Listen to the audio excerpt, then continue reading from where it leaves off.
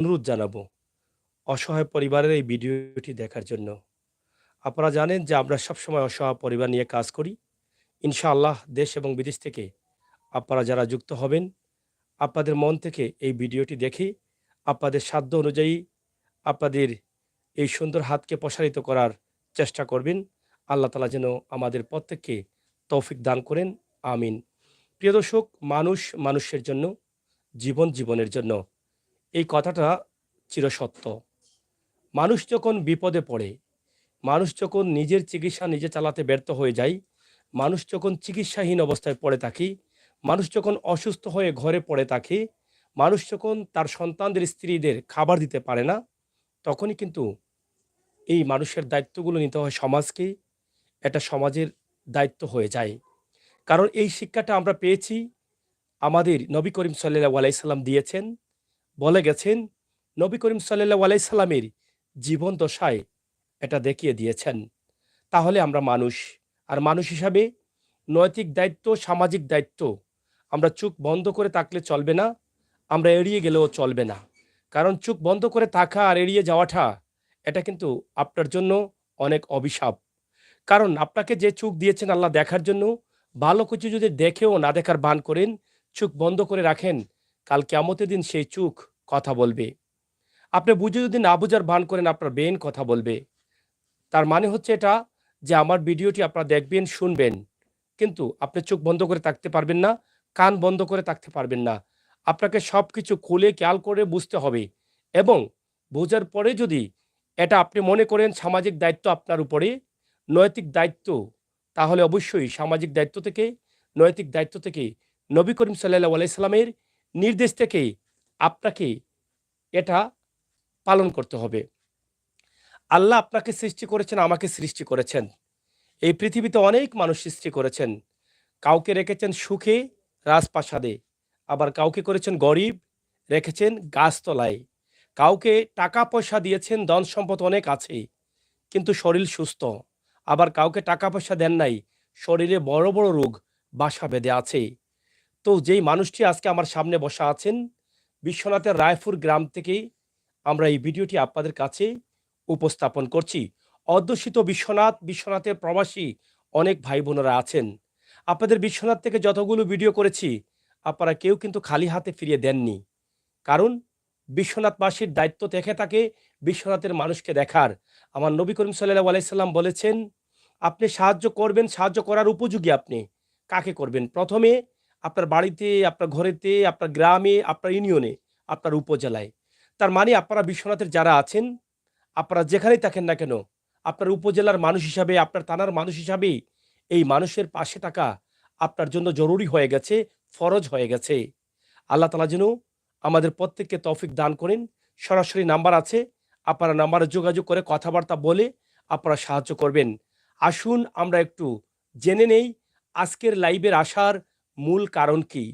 তো আপনারা যারা আছেন, ইনশাআল্লাহ ধৈর্য সহকারে যদি এই কথাগুলো শুনেন, আপনার যদি সাধ্য না থাকে সাহায্য করার টাকা পয়সা দিয়ে, তাহলে তো মুখ দিয়ে করতে পারেন। এই লিঙ্কটা আপনার ফেসবুক পেজে শেয়ার করে অথবা হোয়াটসঅ্যাপ গ্রুপে শেয়ার করে সহযোগিতা করতে পারেন। তবে আপনার মনের ভিতরে চাওয়াটা থাকতে হবে নিখুঁত, যে আমি মানুষের কল্যাণের জন্য, সাগর ভাই যে ভিডিওটি করছেন মানুষের সহযোগিতার জন্য, সেই সহযোগিতায় অংশীদারিত্ব হতে চাই, সেখান থেকে সোয়াবের অংশীদারিত্ব হতে চাই। এই কারণে আমার শেয়ারের মাধ্যমে, আমার এই লিঙ্কটা পাঠিয়ে দেওয়ার মাধ্যমে যদি কোনো মানুষ একটি টাকা ওই পরিবারকে সাহায্য করি, সেখান থেকেও আপনি সবের অংশীদারিত্ব হতে পারেন। আপনার টাকা আছে, আপনি সাধ্য অনুযায়ী করতে পারেন। সাহায্য করার অনেক সুযোগ রয়েছে। তাই আসুন আমরা এবার শুনে নেই যে এই মানুষটি আমার সামনে বসে আছেন স্ত্রী এবং সন্তানদের নিয়ে, কেন কি কারণে আজকে ক্যামেরার সামনে হাজির হয়েছেন। প্রিয় দর্শক, সাথে থেকে উপভোগ করুন, কথাগুলো শুনুন। আপনার নাম? ইমামউদ্দিন। ইমাম উদ্দিন। জি। আপনার গ্রাম? রায়পুর। রায়পুর। আপনার ইউনিয়ন? কাজানসি। খাজানশি ইউনিয়ন। জি। আচ্ছা। তা আপনার বাড়ি তো হচ্ছে বিশ্বনাথ, বিশ্বনাথ থানা। বিশ্বনাথ উপজেলা। জি। আচ্ছা। আপনার সমস্যা কি? আজ 6 বছর আগে আখতা ধরে আমি শরীর লইয়া হাঁটতাম পারি না, বইতাম পারি না, চলতাম পারি না। ও সামান্য সামান্য চলে চলে আজ 6 বছর আগ থাকি বেশি একবারে ষাটে পড়ে গেছি। ও খাম কাজ কিচ্ছু করতে পারে না, এ সাইড নাই, হাত নাই, মা হাঁটলে মাথা ঘুরায়। ওই যে আপনারা দেখলাম পুরা পরিষ্কারভাবে দেখলাম না, মাথা ঘুরার ও অবস্থা আমার। বাচ্চা কাচ্চারে শান্তি শৃঙ্খলা মতো একটা ভাত খাওয়াইতে পারলাম না। দিন এগত মাছটি খাওয়াইতে পারলাম না। ডাইল ফুটেছি জানি না, যা কোনো অত উপাস ফুরুতাস আইজো মাদানে আমার উপাস ফুরুতাস মানে খানি নাই। খানি নাই। আপনার ছেলে মেয়ে কয়জন? এক ছেলে এক মেয়ে, মেয়ে বড়, আর ছেলে? ছেলে ছোট। ছোট। আছে আমারও খান্দা আছে সাইডে ছেলে। ছেলে যে। তা আপনার রোজগার কে, রুজি কে করে? আমার রোজগার কেউ নাই। এই যে খাবারটা আপনি খান, একবেলা খান, একবেলার খাবার কই থেকে আসে? ধরলে আপনি সাহায্য করলাম দেখিয়া, ধর চাউল একশো নে ও আনলাম, চাউল একশো এজনে দিলা যদি নুন পাইতাম কই, আর ডাইলও পাইতাম কই, তা তো বিঘা আমার নাই। তো আপনার বাচ্চারা যে উপোস থাকে, আপনার এটা কষ্ট হয় না? কষ্ট নাই তো, তো কান্দি পারে না সময় কান্দি, বাচ্চার জন্য খাওয়াইতে পারলাম না। আমার তো নাই যদি ভালো হইতো, তোমার বাচ্চার জন্য খাওয়াইলাম। আপনার এখন কি হাত অবশ? যে ওই ডাইন হাত আমার ডাইন হাত ডাইন পাও এর অবশ। এর আপনি হাঁটতে পারেন? এটাও লাঠি ওটা দিয়ে সামান্য তা হাঁটতে পারেন। শক্ত নেই। অত চেয়ার তুমি উঠতে পারতাম না, 1 ঘন্টা উবা নিলাম চেয়ার থেকে উঠতে? উঠতে। এটার জন্য চিকিৎসা চলতেছে? যে না, টাকা পয়সা নাই কি দেওয়ার কোনো চিকিৎসা করবো। চিকিৎসা হচ্ছে যে না? না, এটা সমস্যা হয় না আপনার, ব্যথা বা এরকম? বেতয়া কান্দি আল্লাহর কাছে কই, এছাড়া করবো কিনা। টাকা পয়সা থাকলে তো চিকিৎসা করতাম। এখন তো আপনি লাইভে আছেন, আপনাকে অনেক বন্ধুরা দেখছেন, প্রবাস থেকে অনেক মানুষ দেখছেন। জি, তা আপনার কি চাওয়া আজকে? আমার চাওয়াটা হইলো আপনারা, তারা কাছে আমি চাইলাম ওখানে আমার এদিকে আমার বাচ্চা কাচ্চা দিকে যদি তারা মায়া লাগে, তো আমারে দয়া করে আল্লাহর হস্তে কিছু সাহায্য করলাম। হুম। আমার বাচ্চা কাচ্চারা খাওয়াইলাম, দায় ডাক্তারে নিজেও করাইলাম, আমার বাচ্চা কাচ্চা টান টান লেগে দোয়া করলো, আমিও দোয়া করলাম। ও সালাটা চাইছি। বিশ্বনাথের রায়পুর গ্রামের বাসিন্দা তিনি। কতটা কষ্টে আছেন গত 4টি বছর থেকে, এটা একমাত্র আল্লাহ ছাড়া কেউ বলতে পারবে না। আশপাশে যারা আছেন তারা তাদের দায়িত্ব থেকে যতটুকু সম্ভব হয়, এই যে তিনি বলেছেন, কখনো যদি কেউ এক মুঠো চাল দেই তাহলে মাছ নিয়ে আসতে পারি না, লবণ নিয়ে আসতে পারি না, তরকারি নিয়ে আসতে পারি না। এভাবেই খেয়ে না খেয়ে চলছে জীবন। অপেক্ষায় থাকতে হয়, কেউ সাহায্য করলে এক মুঠো ভাত বাচ্চাদের মুখে যাবে, কেউ সাহায্য না করলে আল্লাহর উপরে ভরসা করে আল্লাহর দিকে তাকিয়ে বসে থাকেন ঘরে। এভাবেই চলছে দিনের পর দিন, মাসের পর মাস, যেতে যেতে 4 বছর। আর কতদিন যাবে? আমাদের সমাজের দায়িত্বশীল যারা আছেন, আপনারা এগিয়ে আসতে হবে। আপনাদের প্রত্যেকের নৈতিক এবং সামাজিক দায়িত্ব থেকে আপনাদের সাধ্য অনুযায়ী এই পরিবারের পাশে দাঁড়াও। এই পরিবারের পাশে দাঁড়ানো বড় প্রয়োজন। আজকে আপনার বাচ্চা যদি উপোস থাকে, আপনার কেমন লাগবে? আপনার টাকা পয়সা সবই আছে, আপনার বাচ্চা বিস্কিট চাচ্ছে। এই বিস্কিটটা আপনি যত সময় পর্যন্ত দেন নাই, ততক্ষণ পর্যন্ত আপনার মনের মধ্যে শান্তি আসে না যে আমার বাচ্চা বিস্কিট চেয়েছে। এই বিস্কিট অথবা আপনার বাচ্চা কোনো খেলনা চেয়েছে, কোনো কাপড় চেয়েছে, আপনি যতক্ষণ পর্যন্ত দিতে না পারেন, ততক্ষণ পর্যন্ত আপনার যন্ত্রণা থাকে। টাকা আছে বলে হুট করে নিয়ে আসছেন, কিন্তু যেই বাবার টাকা নেই, তার সন্তানগুলো যখন চোখের সামনে উপোস থাকে, চাহিদা মতো কাপড় অথবা বিস্কিট খেলনা দিতে পারছেন না, সেই বাবার মনের অবস্থা আপনি বাবা হয়ে যদি একটু ধ্যান করেন, তাহলে আপনার মনের ভিতরে সেই ঘন্টি বাজবে। তাহলে কি আপনি দূরে থাকবেন? আপনি আল্লাহ তাআলার শুকরিয়া আদায় করতে হবে যে, আল্লাহ আমাকে সুস্থ রেখেছো, আমার বাচ্চাগুলোকে যা চাচ্ছে আমি তা দিতে পারছি। আল্লাহ এই শুকরিয়া আদায় করার জন্য আমি সেই ভাইকে সাহায্য করব যে ভাইটি তার সন্তানদের মুখে খাবার দিতেও ব্যর্থ হয়ে গেছে। এটা যদি মনে করে আপনি সাহায্য করেন, নিঃসন্দেহে আল্লাহ আপনাকে সারা জীবন ভালো রাখবেন। আল্লাহ কখনো আপনাকে অভাবে ফেলবে না যে আপনার বাচ্চাগুলোর কাছ থেকে আপনি দূরে থাকবেন অথবা অসুস্থ হয়ে পড়ে থাকবেন, আপনার বাচ্চাগুলোকে খাবার দিতে পারছেন না। ভাই, আল্লাহ তো আপনাকে সুস্থ রেখেছেন, নিরাপদে রেখেছেন। আল্লাহই রেখেছেন। আল্লাহ যদি সুস্থ এবং নিরাপদে না রাখতেন, তাহলে আপনি কিভাবে চলতেন? আমি একটা কথা আজকে আপনাদেরকে বলবো। আমি অনেক চিন্তা করলাম। আমি যখন অসহায় ভিডিওগুলো করি, তার আগে আমি চিন্তা করি যে আমার মানুষগুলোর কলিজায় হাত দিতে হলে কি কথাগুলো বলতে হবে, কিভাবে তাদেরকে বোঝাতে হবে, শয়তানের ধোঁকা থেকে কিভাবে তাদেরকে বের করে নিয়ে আসতে হবে। আমি এক জায়গায় গিয়ে দেখলাম একটা পাথর আছে। সেই পাথরে মানুষ এই রাস্তা দিয়ে যেতে হলে সেই পাথরে পা দিয়ে যেতে হয়। আমি দেখতে, দেখতে অনেক চিন্তা করলাম সেই পাথরটা ক্ষয় হয়ে গেছে। কিন্তু একটা পাথর যখন মানুষের পা লেগে ক্ষয় হয়ে যায়, আমি একটি সিঁড়িতে উঠলাম যেখানে স্টিলের সিঁড়ি ছিল। সেই সিঁড়িতে উঠতে, উঠতে আমি যখন খেয়াল করলাম, দেখলাম সেটা স্টিলের অথবা লোহার সিঁড়ি। সেটা মানুষের পা এবং হাত লাগতে, লাগতে সেটাও কিন্তু ক্ষয় হয়ে যাচ্ছে। কিন্তু আপনি তো মানুষ, আপনি তো মাটির মানুষ। আপনার পা দিয়ে যে প্রতিদিন হাঁটতে থাকেন, কতদিন, কত বৎসর আপনি হাঁটছেন, আপনার পায়ের তলা কি ক্ষয় হয়েছে? একটু চিন্তা করেন তো। আপনাকে কে নিয়ন্ত্রণ করে রাখেন? আমার আল্লাহ, যিনি সৃষ্টি করেছেন। এই যে পাথরটা মানুষের পা লাগার পরে ক্ষয় হয়ে যায়, এই যে লোহা মানুষের হাত লাগার পরে পা লাগার পরে ক্ষয় হয়ে যায়, যেই লোহা এত মজবুত এত শক্ত, কিন্তু মানুষের তুলতুলে নরম শরীর কেন ক্ষয় হয় না? সেটা আল্লাহ নিয়ন্ত্রণ করেন। তার মানে আল্লাহ আপনার সাথে সবসময় বসবাস করছেন। আপনি হাঁটছেন, আপনার তুলতুলের পাটা ক্ষয় হয়ে যাচ্ছে না। আপনি ধরছেন, কথা বলছেন, আপনি খাচ্ছেন, আপনার কোনো জিনিস ক্ষয় হচ্ছে না। কে আপনাকে নিয়ন্ত্রণ করে? আল্লাহ নিয়ন্ত্রণ করেন। আপনি ঘুমিয়ে পড়ছেন, আপনার শরীরে মশা কামড় দিচ্ছে, আপনার শরীরে পোকা উঠছে, মাকড় উঠছে, কিন্তু আপনার নাকের ভিতর দিয়ে মশা ঢুকছে না কেন? কে আপনাকে খেয়াল রাখে? আল্লাহ নিজে আপনাকে খেয়াল রাখেন। আপনাকে যদি এত কিছু আল্লাহ করতে পারেন, তাহলে আপনি কি বিশ্বাস করেন না যে আল্লাহ আপনার সাথে আছে? আল্লাহ আপনাকে সুস্থ রেখেছেন বলেই আপনাকে শুকরিয়া আদায় করতে হবে। আপনি এই পরিবারের পাশে এসে দাঁড়াতে হবে। যদি না দাঁড়ান, তাহলে আপনি যে অসুস্থ হবেন না, কি গ্যারান্টি আছে? আপনি এখন সুস্থ আছেন, ভালো আছেন, টাকা পয়সা সব আছে। কিন্তু আপনি সুস্থ আছেন। কিন্তু আপনি কি মনে করেন আপনার এরকম বিপদ আসবে না? অভাই বিপদ থাকতে পারে, সেটা আপনি জানবেন না। আপনার কপালের ভিতরে আপনি ঢুকতে পারবেন না।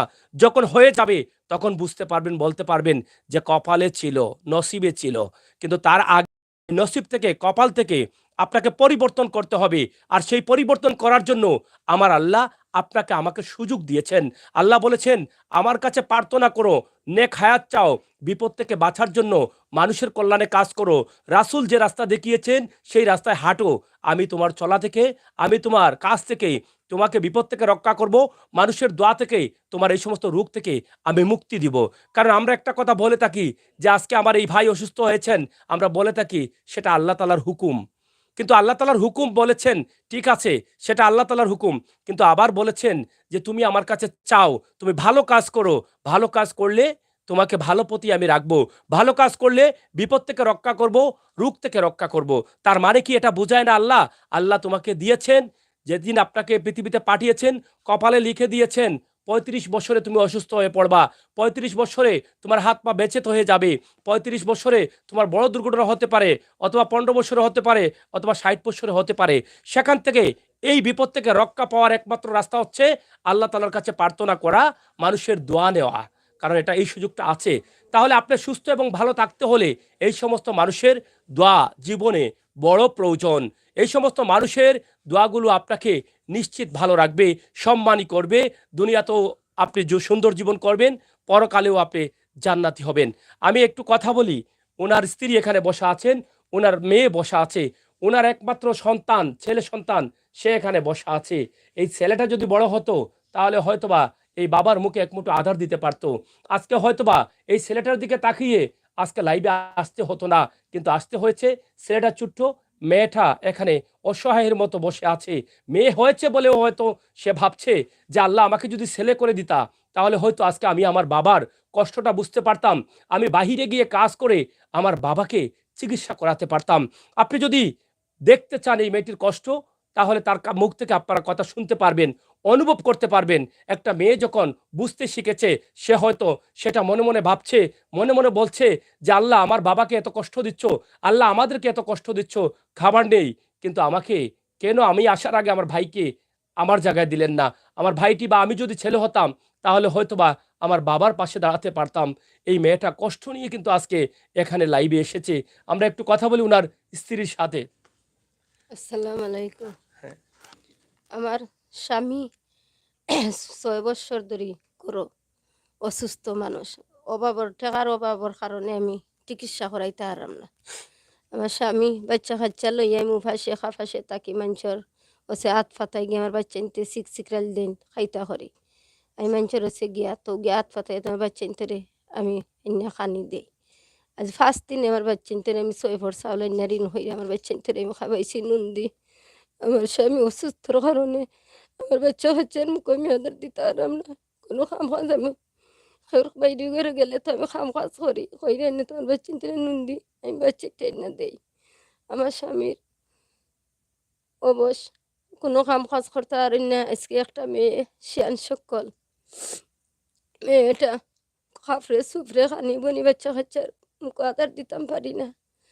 আমি মানুষের হচ্ছে যাই গিয়া তো মানুষের হইয়া গিয়া তো আমি আনি আইনা তো মানুষের সাহায্য আমার কিছু করে সাহায্য করে না। আমি আল্লাহর বাসাই ওর বাচ্চা কাচ্চা উপাস খাফাস লইয়া আমি থাকি। আপনার তিনতে বাচ্চা তখন ওই যে উপোস থাকে তখন কান্না করে না, কষ্ট আমার হয়? বাচ্চা নিতে খান্দে রান্দে তো মা বরদাস্ত করতাম পারি না। তো বাচ্চা নিতে লগে আমি খান্দা খুঁটি করি করা বাদে তো আমি বই থাকি কোনবা কিছু কোনটা করতাম পারি না। তো বাচ্চা নিতে খান্দা রান্দা বই থাকি। আপনার স্বামীর কি চিকিৎসা দিছেন? চিকিৎসা দিছিল ও টাকার কারণে আমি কোনোবাই কোনো কিছু করতাম পারি না। বাচ্চা নিতে ঠিক মতো খানি দিতে পারি না। তো স্বামীর অসুস্থ লাগে আমি টাকা পয়সা পাইমো কই কাম কাজ করতা। মানে এখন একমাত্র মানুষ সাহায্য দিলে আপনার বাচ্চাদের মুখে রুটি যায়, জি না আমার আ- আর স্বামী নাইলে নাই। জি হয়।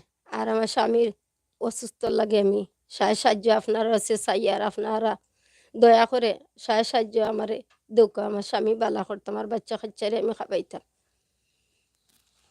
টাকা হয়তো বেশি প্রয়োজন নাই চিকিৎসার জন্য, কিন্তু একটা মানুষের চিকিৎসার অভাবে পুরো পরিবারটা আজকে না খেয়ে থাকতে হচ্ছে।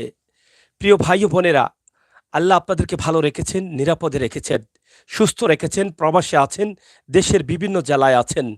আপনারা ভালো কাঁদছেন, ভালো পড়ছেন, সুস্থ আছেন। আল্লাহ তাআলার শুকরিয়া আদায় করেন। আমরা মরে যাব, থাকবো না। এই পৃথিবী থেকে চলে যাব, কেউ আমরা চিরস্থায়ী না। এক নিঃশ্বাসের বিশ্বাস নেই। যে কোনো সময় আমাদের নিঃশ্বাসটা বন্ধ হয়ে গেলে এই যে আমি আমির হোসেন সাগর কথা বলছি, কথাও বের হবে না মুখ থেকে, হাত নড়বে না, কারো কাছে কেউ কিছু চাইতে পারবো না, কাউকে আমরা গালিও দিতে পারবো না, ভালো বলতে পারবো না। কারণ সব কিছুর অবসান ঘটবে সেই দিন, যেই দিন দেহের ভিতর থেকে এই নিঃশ্বাসটা বের হচ্ছে, এই বিশ্বাসটা যখন বন্ধ হয়ে যাবে, তাহলে এই নিঃশ্বাসের তো কোনো গ্যারান্টি নেই। এখন কথা বলছি, একটু পরে সেটা বন্ধ হয়ে যেতে পারে। এই চোখের সামনে কিছুক্ষণ আগে দেখলাম পাশের বাড়ির ভাই সুস্থ অবস্থায় আছে, পরবর্তীতে খবর পেলাম সে কিছুক্ষণ আগে মারা গেছে। এরকম ঘটনা তো আপনার বাড়ির পাশে, আপনার বাড়িতে, আপনি বাড়িতে রেখে গেছেন আপনার চাচাতো ভাই, আপনার ভাইকে সুস্থ অবস্থায়, কিন্তু বাজারে গিয়ে শুনেন আপনার ভাই কিছুক্ষণ আগে ইন্তেকাল করেছেন। সাথে সাথে ইন্না লিল্লাহি ওয়া ইন্না ইলাইহি রাজিউন পড়ছেন এবং আল্লাহকে বলছেন যে আল্লাহ কিছুক্ষণ আগে আমি রেখে আসলাম, সুস্থ ভাইটি কি হয়েছে, সুস্থ বাবাকে রেখে আসলাম। এই পাশের বাড়ির ভাইটি সড়ক দুর্ঘটনায় মারা গেল, পাশের বাড়ির মানুষ নৌকা ডুবে মারা গেল হঠাৎ করে, কেউ বলতে পারে নাই। তাহলে কি গ্যারান্টি আছে আপনার টাকাগুলো ব্যাংকে রেখে কি করবেন? সর্প হয়ে কামড়াবে কবরে যাওয়ার পরে। এই পৃথিবীতে টাকাগুলো ভালো কাজে যদি লাগান, এই টাকা কিন্তু আপনাকে জান্নাতি করতে পারে, এই টাকা কিন্তু আপনাকে জাহান্নামেও নিতে পারে। আপনি টাকাগুলো খারাপ কাজে ব্যয় করবেন, আপনি তাহলে জাহান্নামে যেতে পারেন। এই টাকার খরচটা, হিসাবটা প্রত্যেকটা পাই পাই করে হিসাব দিতে হবে, কিভাবে আপনি এটাকে ব্যয় করেছেন। আল্লাহর টাকা আল্লাহ দিয়ে আপনাকে বলেছেন, একটি হচ্ছে শয়তানের রাস্তায় ব্যয় করতে পারো, একটি হচ্ছে আল্লাহর রাস্তায় ব্যয় করতে পারো। তাহলে দুটি রাস্তাই আছে, কারণ এই দুটি জায়গায় আছে মরার পরে, একটি হচ্ছে জান্নাত, আরেকটি হচ্ছে জাহান্নাম। এই যে দুটি রাস্তা করেন, পৃথিবীতেও দুটি রাস্তা আছে, একটি হচ্ছে শয়তানের রাস্তা, একটি হচ্ছে আল্লাহর রাস্তা। এই দুটি রাস্তার সাথে দুটি বিষয় রয়েছে। এখান থেকে পৃথিবী থেকে যদি আপনি শয়তানের রাস্তায় যেতে চান, তাহলে টাকাগুলো শয়তানের রাস্তায় ব্যয় করবেন। আর যদি আল্লাহর রাস্তায় যেতে চান, তাহলে এরকম অসহায় মানুষগুলোকে দান করতে হবে। কারণ আল্লাহর টাকা আপনি আল্লাহর ওয়াস্তে দিতে কোনো অসুবিধা নাই। আল্লাহ তো বলে দিয়েছেন, তোমাকে কয়েকদিনের জন্য পৃথিবীতে দিয়েছি, আমি চাইলে তুমি বাদশা আছো, রাতে বাদশা, সকালে ফকির করে দিব। চোখের সামনেই কত মানুষের সম্পদ জলে পুড়ে ছাই। রাতে বাদশা ছিল, সকালে দেখা যায় সে একদম নিঃস্ব হয়ে গেছে, মানুষের কাছে সাহায্য চাওয়া ছাড়া উপায় নাই। এই সোশ্যাল মিডিয়ার বদৌলতেও আমরা দেখছি কোটি কোটি টাকার সম্পদ আছে, এক মিনিটে জলে ছাই, ব্যাংকে লোন, টাকা এখন আর উপায় নাই, সাহায্য চাইতে আসছে। কি কারণে, কেন?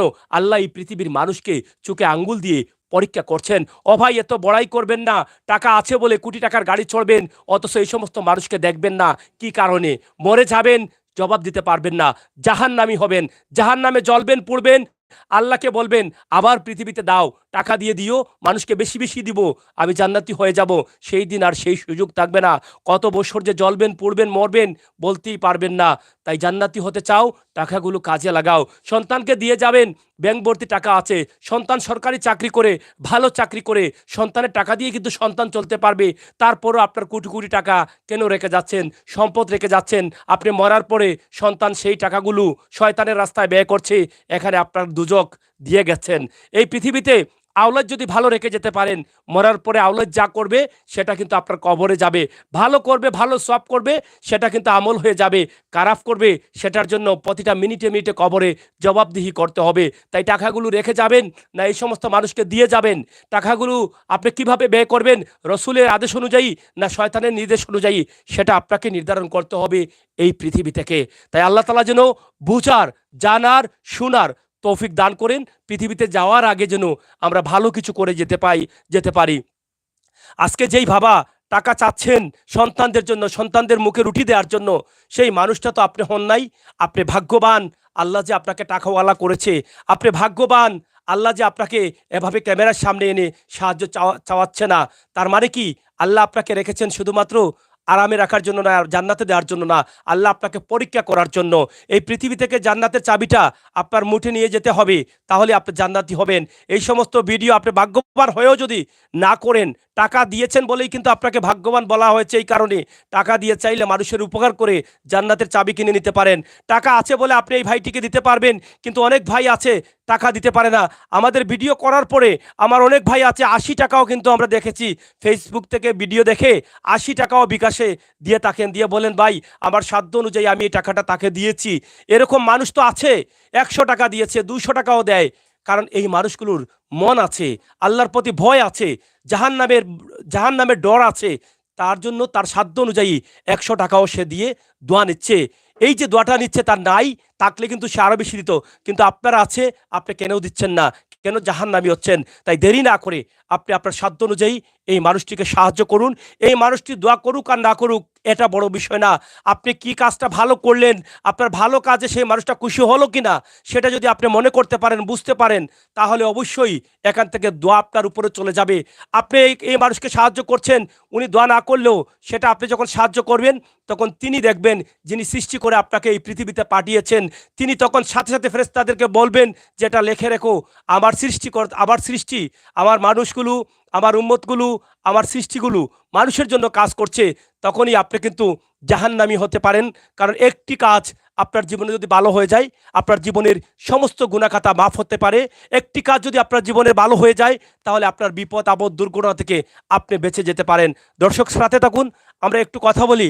আবার এই যে এই ভাইটির মেয়ে এখানে বসা আছে, উনি অনেকক্ষণ থেকে বসা, এবং আমি ক্যামেরার আসার আগে ওনার সাথে কথা বলেছিলাম, তখনই কিন্তু তিনি কান্নাজড়িত কণ্ঠে এই কথাগুলো বলতে মনে হচ্ছিল যে চোখের জল চলে আসছে। তো একটু আমি শোনার চেষ্টা করি যে আসলে মেয়ে হয়ে এসেছেন, বাবার কষ্টটা তো বোঝার বয়স হয়েছে, যদিও এই বাচ্চাটার বয়স নেই, কিন্তু তিনি কিভাবে বুঝতেছেন এবং কোন কথাগুলো আপনাকে বলবেন সেটা একটু আপনাদের কাছে উপস্থাপন করার চেষ্টা করছি। তোমার নাম কি? আমার নাম সাদিয়া। সাবিহা? সাদিয়া। সাদিয়া। আচ্ছা, এখন তোমার আব্বা যে অসুস্থ, এটা কেমন লাগে তোমার কাছে? আমার টান বাদ লাগে। মানে কষ্ট লাগে? জি। কেন কষ্ট লাগে? আমার আব্বু আমরা খাবাইতে পারেন না। এই আমার আব্বু চলতে পারেন না, আমরা খাবাইতে পারেন না। আমার ভাইয়া খান দে, মানছে খাইলে আমার আব্বু আমরা গাইলেন মারুন। আমার আব্বু কষ্ট করেন, আমরা উপাস থাকি, ভাত খাই না। মানে উপাস থাকতে হয়? জি। এটা কষ্ট হয় না? পেটে ব্যথা হয় না? জি। শরীর দুর্বল হয় না? জি। তখন কি করো? তখন আমরা খাইন দেবই থাকি। পানিও খাও না? জি না। এখন মানে কি চাও তুমি? আমরা চাই খাবার। মানে খাবার চাচ্ছ? জি। তোমার কি কখনো মনে হয় না এটা যে আমি যদি ছেলে হতাম তাহলে হয়তো আমার বাবার জন্য করতে পারতাম, বাবার চিকিৎসা দিতে পারতাম? জি। এটা মনে হয়? জি। তো তুমি আল্লাহর কাছে কি চাও? আল্লাহর কাছে চাই আমরা খাবার খাইতাম, আমার আব্বু সুস্থ হইতা। মানে এটা চাও? জি। তো বলো, তোমার অনেক আঙ্কেল আন্টি আছেন, তাদেরকে বলো যে আমাদের অনেক কষ্ট হচ্ছে, আমাদেরকে সাহায্য করো, বলো। আমাদের সামনের দিকে থাকা। আমাদের অনেক কষ্ট হয়েছে, আমাদেরকে সাহায্য করুন।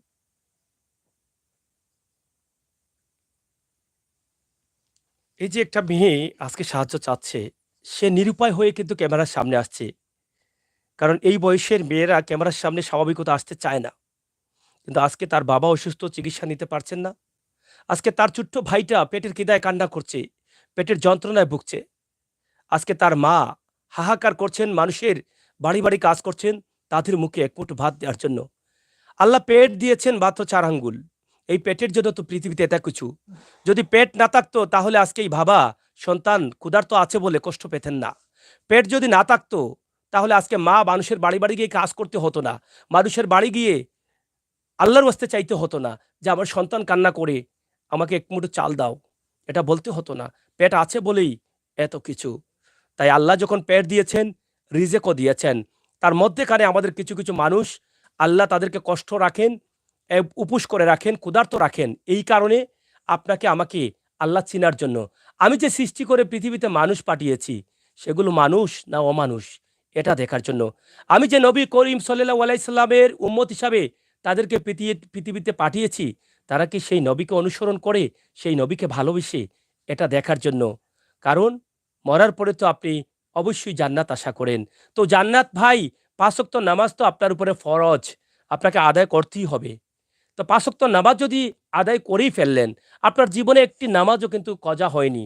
তারপরেও কি করে আশা করেন যে আল্লাহ তাআলার এত নির্দেশ, নবী করিম সাল্লাল্লাহু আলাইহি ওয়াসাল্লাম উম্মত হিসাবে নবী এত নির্দেশ দিয়ে গেছেন, শুধু নামাজ পড়ে আমি জান্নাতি হয়ে যাব?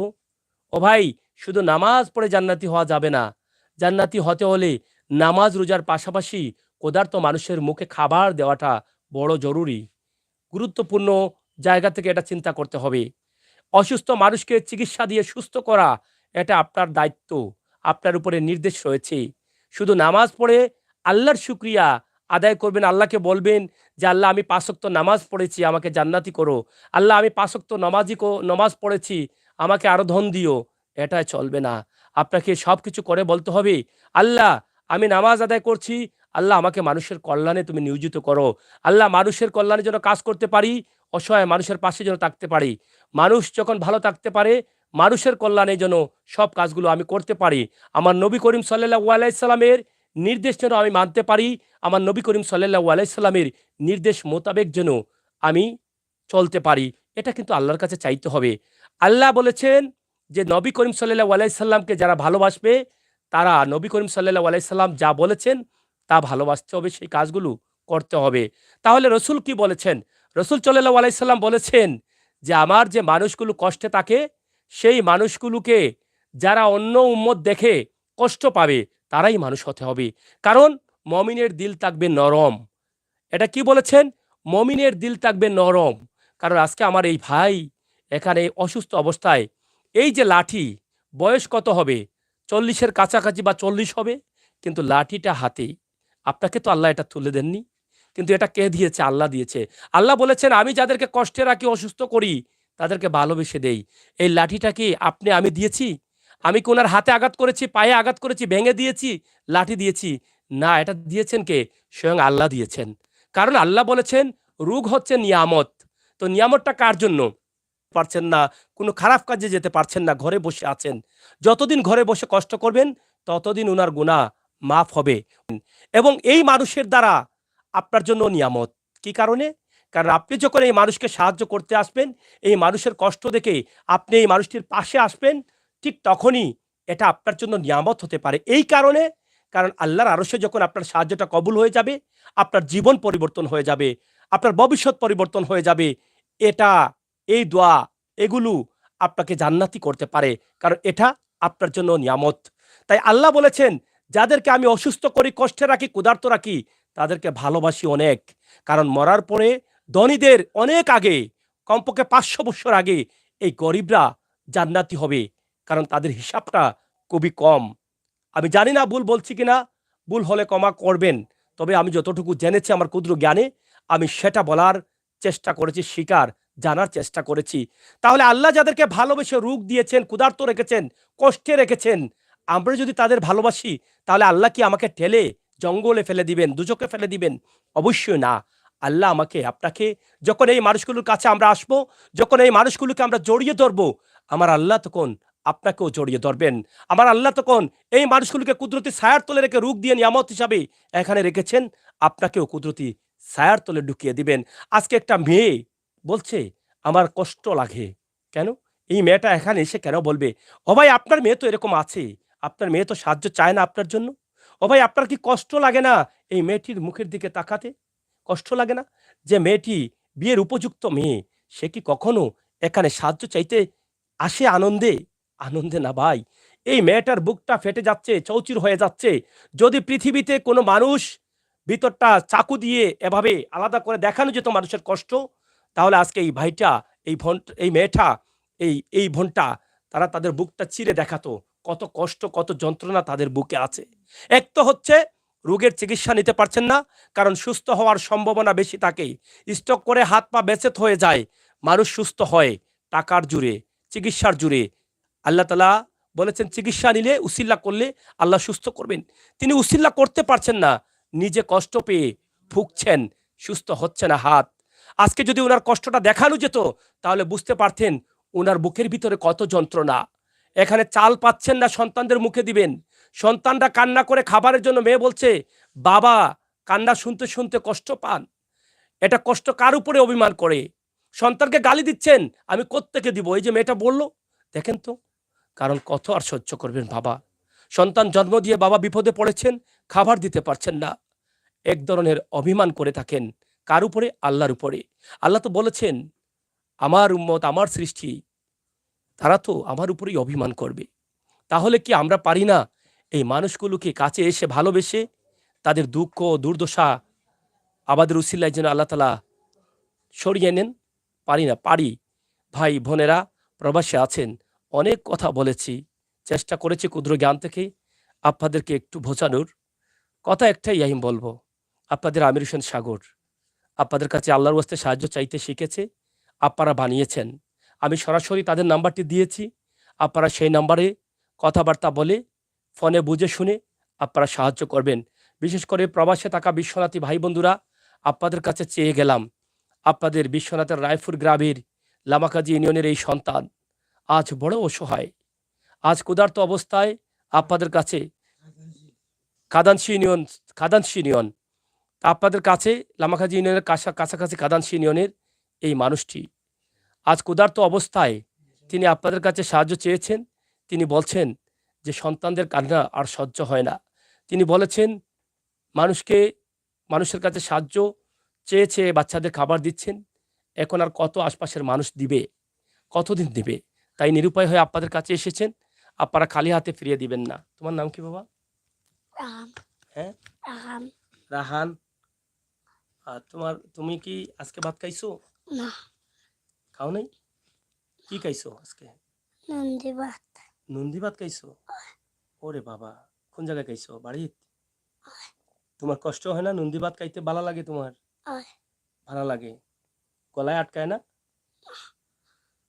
নন্দী কবার খাও ভাত? 2 বার খাও? আচ্ছা, তোমার পেট ভরে? আর মাছ খাও না? মাংস খাও না? মজা খাও না? কেন? তোমার আব্বু দেয় না? কেন? টাকা নাই? কেন বাবা? তুমি আল্লাহকে বলো না, আল্লাহ আমার আব্বুকে সুস্থ করে দাও, বলো না? তোমার আব্বু কি অসুস্থ? তোমার কষ্ট লাগে না? তোমার আব্বুর জন্য কান্না হয় না? তোমার আব্বু সুস্থ থাকলে তো তোমাকে টাকা দিত, মজা দিত। হ্যাঁ, কষ্ট লাগে? তুমি বলো তোমার আঙ্কেল আন্টিদের সাহায্য করো, দোয়া করবো আমরা, বলো। বলো বলো আঙ্কেল আন্টি আমাদের টাকা দাও। ওদিকে বলো। তোমার বয়স কত? যাই হোক, অনেক গরম ভাই, কষ্ট করে এখানে এসেছিলাম, বিদ্যুৎ ছিল না ঘন্টা খানেক। আমার সাথে রয়েছে আমার ছোট ভাই ইউসুফ, সিলেটের গতি থেকে, এবং Sylhet voice voice Sylhet voice 24 আমার মুন্না রয়েছে এখানে। তারাও কিন্তু এই অসহায় মানুষ নিয়ে কাজ করতে অনেক আগ্রহী এবং আমরা করেও যাচ্ছি। আপনারা আমাদের জন্য দোয়া করবেন, আমরা যেন নিঃস্বার্থে নিরলসভাবে আমার নবী করিম সাল্লাল্লাহু আলাইহি সাল্লামের নির্দেশ মনে করে, আমাদের দায়িত্ব মনে করে আমরা যেন এই কাজগুলো করতে পারি। এখানে প্রচুর গরম, আজকে দিনের তাপমাত্রা অনেক বেশি। আমাদের দিকে তাকালে আপনারা বুঝতে পারছেন। এই অপেক্ষা করে সুরমা নদী পার হয়ে আমরা এখানে এসেছি। আবার এই ভাইয়ের এক আত্মীয়ের বাড়ি। তারা আমাকে অনেক রিকোয়েস্ট করছেন। এই রিকোয়েস্ট আসলে বুঝে শুনে না এসে আর পারলাম না। তাই আপনারা যারা আছেন দেশ এবং বিদেশ থেকে, আপনারা দয়া করে মানুষের কষ্টগুলো, হয়তো অনেক মানুষ তার নিজের কষ্টটা মুখে বলতে পারে না, কিন্তু ভিতরটা জ্বলে যাচ্ছে, পুড়ে যাচ্ছে, এটা আমাদেরকে অনুভব করে নিতে হবে। আর আমরা যেহেতু আমার নবী করিম সাল্লাল্লাহু আলাইহি সাল্লাম শেষ নবীর উম্মত, আমরা কিন্তু মানুষের মুখ থেকে, মানুষের কথা অল্প শুনেও বুঝতে পারি তার ভিতরের যন্ত্রণা কি আছে। সেই ক্ষমতা কিন্তু আল্লাহ আমাদেরকে দিয়েছেন। কারণ আমরা আখেরি নবীর উম্মত, শেষ উম্মত। তো প্রিয় দর্শক শ্রোতা, কথা অনেক বলেছি, কথা অনেক বলেছি, বোঝানোর চেষ্টা করেছি। ইনশাআল্লাহ আমাদের প্রত্যেকটি কথায় যেন আল্লাহ তাআলার রহমত পড়ে এবং আমার ভাই বন্ধুরা যারা দেখছেন প্রত্যেকেই যেন যার যার মতো করে সাহায্য করতে পারেন, তৌফিক অনুযায়ী সাহায্য করেন। সেই তৌফিক যেন আমার আল্লাহ তাআলা আমাদেরকে দান করেন। আমিন। আমরা নাম্বারটি দিব। নাম্বারটি একটু বলো, ধরো। নাম্বারটি বলো।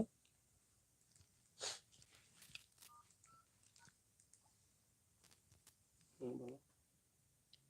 01704793875 একটু ধীরে ধীরে বলো, দুটা দুটা করে বলো। 017 017 04 04 79 79 38 38 75 75। আচ্ছা, তুমি কি লেখাপড়া করেছো? জি না, মানে করছো না এখনো? জি না, কোন ক্লাস পর্যন্ত পড়ছো? 5 ক্লাস 5 পর্যন্ত। এখন জি। পড়ছো না কেন? টাকা নাই আমরা। মানে টাকা নাই। জি, কয় বছর আগে পড়া ছাড়ছো? ওই যা 4 বছর। 4 বছর, মানে ক্লাস 5 পর্যন্ত। জি, দেখেন, যেই সময় এরকম বাচ্চারা অনেক মেধাবী হচ্ছে, লেখাপড়া করছে, একদম বাবা যদি কোনোভাবে সুস্থ থাকেন, তাহলে তার মেয়ে কিন্তু লেখাপড়া ছাড়ছে না। বর্তমান যে প্রজন্ম, সেই প্রজন্মের কথা বলছি। কিন্তু তার বাবা 4 বছর থেকে অসুস্থ, সে ক্লাস 5 পর্যন্ত পড়ে, সেও কিন্তু লেখাপড়া ছেড়ে দিয়েছে। যদি ক্লাস 5 পর্যন্ত পড়ে 4 বছর হয় ছেড়ে দেয়, তাহলে তার বয়স চলছে মাত্র 15 বছর।